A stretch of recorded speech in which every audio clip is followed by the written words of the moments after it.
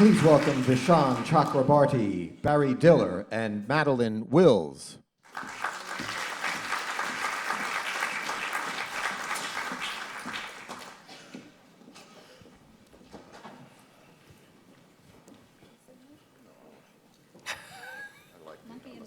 Good morning, everyone. We're very excited, I know I'm very excited to talk about what is really, this city has this tradition of great visionaries giving us the unique places and spaces that we have in this city, and the discussion we're about to have is certainly no exception to that. So I bring you two great visionaries, Madeline Wills, who's the Chief Executive Officer of Hudson River Park Trust, and Barry Diller, an amazing philanthropist who, through the Diller von Furstenberg Family Foundation, has really driven this project. And this is really to create 3 acres of some of the most unique public space in the city on Pier 55, an old dilapidated pier today. And I think where we should really begin is, how did this partnership form, and what does this partnership indicate a kind of model for the rest of the city, or is it a very unique thing to this project? I'd be very curious to start there. Please. Okay. Many people may know that the Hudson River Park was funded originally by the state and the city to the tune of about $300 million, with federal money close to $600 million, but in the 5 miles, it was not completed. And we were looking for a different model to leverage public money with private money, believing that it was easier to get money from the city and state if we could actually come to them with a private donation. When Pier 54 started to fall into the river, we were unable at that point to do our events in the park. That's where we did most of our events. And my chair, Diana Taylor, reached out to Barry. We went to see him with an idea about how, if he could partner with us, we could actually build a new pier. It had occurred also to us that perhaps we could build this pier in a slightly different shape to have better events and possibly do some other types of environmental changes that would make it a really cutting-edge pier. So we invited Barry into the process, and Barry had his own ambitions. And why don't you go ahead? Yeah, I have my own ambitions. It was like anything. It's been, since the beginning, a really good collaboration, which is what I think public and private partnerships ought to be. It started kind of very prosaically, which was to essentially build a flat space that could accommodate large-scale events. But we both wanted to be more ambitious than that, so we started being ambitious, and that's where we've gotten to, which really has been going, which is the best kind of creative process, which is going from kind of a basic small idea to letting it iterate itself into something that's very ambitious, because this is certainly architecturally ambitious. Right. It's ambitious in terms of every aspect of it. When we started this process, we thought, well, we'll do the kind of, so to speak, concert performances, large scale, thousands of people standing up and making a lot of noise, events. And we have now evolved, together with Scott Rudin and Stephen Daldry and George Wolfe, who are our program partners. We're essentially building 3 different performance spaces, which will be all programmed differently, and as much of the year as we can without freezing people. So like, I think good things, bad things evolve to something bad, but we're on our way to something really interesting.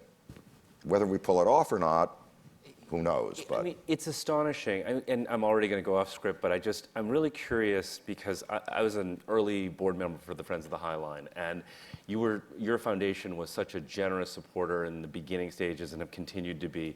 But the High Line is so different from this in the sense that the High Line is really a place of movement, of people watching.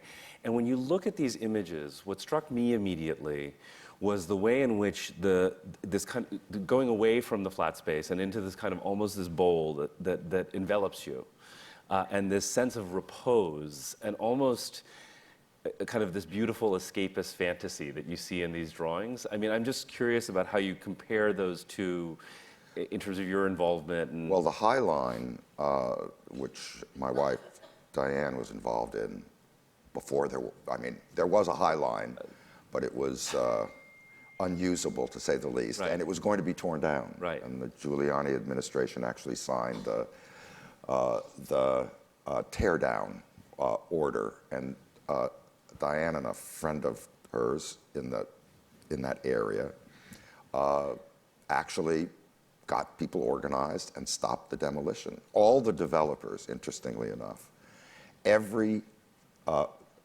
single person who owned, developed real estate said, yes, tear this thing down. It's ruining the possibilities for our building, this and that, and we want it gone. Now, of course, it's now 15 years later, and it has benefited every developer who owns a square inch of property in that area. a huge windfall. But it kind of shows you what determination and kind of just pure, we won't have this be torn down because we can build something beautiful. But it's completely different in concept from the park. Right. The High Line is to walk through Right. and to wander and to see the city from a wholly different vantage than you can see it in any other possible way. This project is a park, fully a park. I think of it kind of, and I hope we'll be able to, and these are already out of date in terms of the landscaping and whatever, but I think of it when you cross the bridge, which we're not together supposed to call a bridge, but it is a bridge. Anyway, when you cross a bridge to this little island, I know I'm not supposed to call it an island either. Here. Don't worry, it's just among us, Barry. Oh, thank you. Good. I know none of you talk. So when you cross that bridge and you enter it, I really want it to feel like the scene from The Wizard of Oz when it turns from black and white to color, with that kind of visual impact on your senses, that you are in a totally different environment. And we've been able to, in terms of, again, this evolution, we've been able to design different areas of this park pier that have different sensibilities. Right. So it's certainly the idea that people will come, stroll around, bring their families, be on the lawn, be sitting, be staring out at really interesting angles of the city, of the river, of Hudson, of New Jersey, all of that. And then in these three performance areas, you'll be able to really be, we think, stimulated and delighted. Anyway, I've gone on. No, I was very struck by this in the design. It has, 3 acres is big, but it's not necessarily enormous. No. Not at all. But it's really the sloping and the topography that creates this sense, this almost Olmstedian sense of being When you're in very in it, different places. When you're in it, we hope you will be in its environment, almost in its, and the way it's designed, because all 4 corners of it turn up. Right. So, and there's there's rolling things all over it, but when you're inside of it, while you will see the city, you will see other things, certainly from the view sections, you really will be in our environment. And was that sort of cradle with these taller members and so forth from a regulatory perspective? Because we've all had, our interesting challenges with that kind of thing. Can you describe that process and how you were able to overcome it? Well, sure. The idea of this pier, if we were going to build it in a wider shape, not long and narrow, the idea was to get more sunlight under the pier. And in order to do that, we needed to lift the southwest side up, because as the sun comes over during that's the to day. get more light into the water. So actually, this pier will get more sunlight under this if we had built this normal, flat, long, narrow pier. So from an environmental perspective, it's being built with normal harbor piles. The soils that we're using, we use very heavily sanded soils. We actually have the kind of under drains here will allow the drains to hold the water up to 12 hours. So there's going to be thousands of plants here. The water that comes off this is going to be in bioswales. It's going to be filtered through the roots and the sand. So as the water goes back into the Hudson, it's going to be, it's not going to have an adverse effect because it's going to be very clean. But we've also curved up some of the corners to make sure that it has a very positive effect in terms of noise, keeping the noise within the pier. And we've done noise tests. We've looked at where the sound is This is because going. of the programming, music, Yeah, so so forth. even though we're not going to likely have lots of big concerts, there will be lots of performances, but the noise will stay right on the pier. So we've really, I mean, thanks to Barry, because of the details we've been able to do on this pier and the thought that we've been able to take, because the budget on this pier is much larger than what we would usually have for a pier. We've been able to take. Tell me about that. Yes, we've been able to. Tell me about it. Yes, tell me about it. We've really been able to detail these kinds of nuances that are going to be very important to the public. So let's, because we're Also, it's 15 feet It above starts, yes, the- that's right. the whatever it's called because of the loveliness of.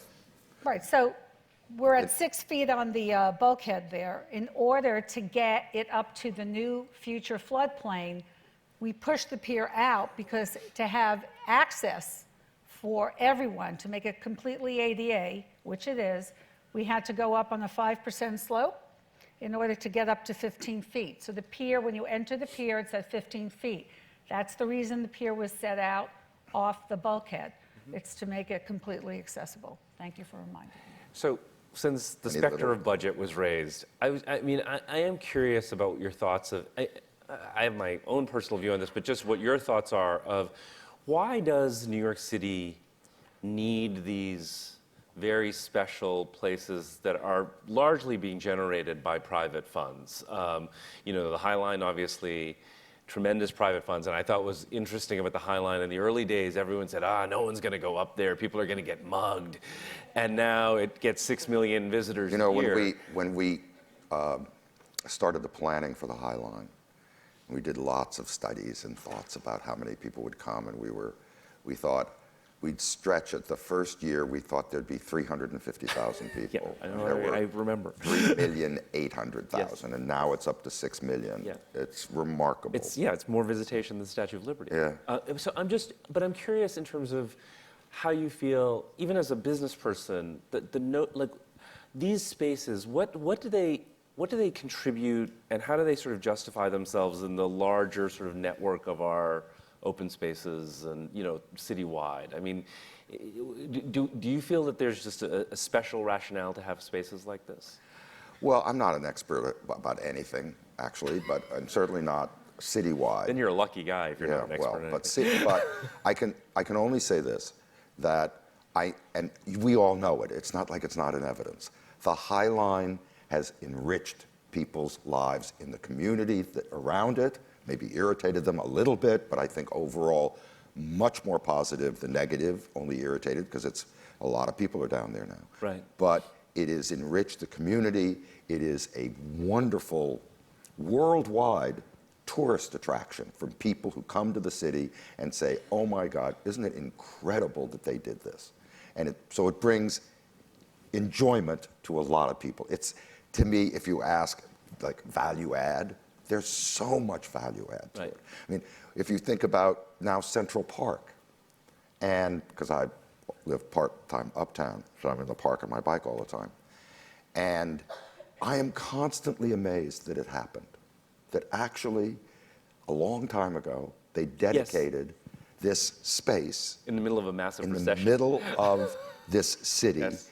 And then it fell into horribleness because of a whole host of reasons. New York was a mess. Everything was a mess. It was dangerous. It was, not kept up, et cetera. There was no money for it. And private philanthropy got together, and it became a public, private partnership. And the Central Park Conservancy, if you're in the park, you see what's happened over the last 20, 25 years as it's taken kind of stewardship. It's just amazing. It's amazing how in every part of it, it's been thoughtfully, essentially, it's not been changed, but it's also evolved into kind of perfection. Mm-hmm. So I think, how could you not say that, look, let me say it another way. It would be wonderful if, in some ways, I would hate to be in France, because I don't much like the French, but that's a whole other thing. But again, just among us. But the thing is, Paris and other places in France are 100% supported by the government. That's phenomenal. But we don't do that here. Right. So if you don't have, and I think the amazing thing is that you have people who are lucky enough to have a lot of resources, and then like the idea that they're going to then do things in the public interest, right, I think is great. I don't know what part of it is bad. Yeah, no, obviously people have raised the question. And this should also extend, you're not just building the park, there's also a lot of involvement in the programming, correct? In terms of arts and education and so forth? Very much so. Could you both talk about that a little bit? Well, why don't you start on that? Well, as I say, as we went, because originally we thought we would just do what everybody else did, which was concerts, but first we thought, the original idea was a kind of pastoral Greek amphitheater with, with grass between hard stone, et cetera. We've ended up building a 750-seat classic amphitheater with all the ability to stage full musical production, spoken theater, et cetera. So that evolved into, that on its own took about a year, solid year of tinkering with and figuring it out, because we have fanatics involved, like Stephen Daldry, director, who's built theaters in Britain, and said, I'm not building anything but a perfect theater. And we said, well, it's on the water. It doesn't have a roof. And it's right on the water. And it really is not. Anyway, so that was that part. Then we have a space, and this actually, this does show it a bit, but it's evolved from there. Anyway, we have a space that is for people to be on essentially the lawn and on, and on actually some seating, maybe 200-300 people. That will probably be our most programmed area, and where a lot of educational programming will be and children's programming will be. And this is for, it's not a big performance space, but this is for single performance, choral performance, small things. But our concept is to essentially make it a place you can come in and out of all day and all night long, where there'll always be something performing there. I can't wait. I don't know about the rest. So, and the other thing is, we don't want to simply be a stop on the road for productions that are just going, making their tours. Our primary work is going to be to commission work, new work. There's no place really in New York that on an institutional basis commissions new work in theater, in ballet, in all forms of music. So that's great. I can't wait. Sorry. And I just want to give you the last word. I know you wanted to talk a little bit about the relationship to the rest of the park. So. Oh, yes. Well, we've talked a lot about the High Line, but Hudson River Park is the second largest open space project in Manhattan. It has on its own transformed the West Side. And yeah, it's extraordinary what you've done with that strip. Thank you. And we stopped counting at 17 million visitors a year in 2012, but this has a very large life within the park. It will be a center for programming, for the kind of programming that Barry is going to bring with all of his friends. But It's going to be next to, you heard about Pier 57, which will have its own rooftop park next door.